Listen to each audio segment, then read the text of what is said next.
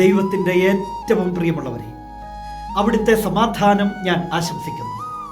ഇന്ന് കർത്താവ് നമുക്ക് നൽകുന്ന ദൂത് വിശുദ്ധ യോഹന്നാൻ എഴുതിയ സുവിശേഷം 15-ാം അധ്യായം 18-ാം തിരുവചനം.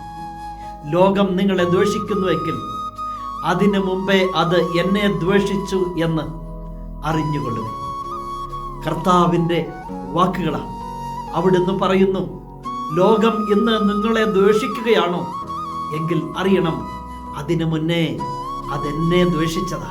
ആ പരിശുദ്ധനെ സ്വീകരിച്ചില്ലെങ്കിൽ, അവിടുത്തെ വചനങ്ങളെ ശ്രവിച്ചില്ലെങ്കിൽ, അവിടുത്തെ അത്ഭുത പ്രവൃത്തികളെ മാനിച്ചില്ലെങ്കിൽ, പിന്നെ ഈ ലോകം നിങ്ങളെ സ്വീകരിക്കുമോ? നിങ്ങളുടെ വാക്കുകൾ കേൾക്കുമോ? നിങ്ങളുടെ നന്മ നിറഞ്ഞ പ്രവൃത്തികളെ കാണുമോ? അപ്പോഴും നിരാശപ്പെടേണ്ട. ഉന്നതങ്ങളിൽ രേഖപ്പെടുത്തുന്നുണ്ട് നിങ്ങളുടെ നന്മകളെ. സ്വർഗം കാണുന്നുണ്ട് നിങ്ങളുടെ ജീവിതത്തെ.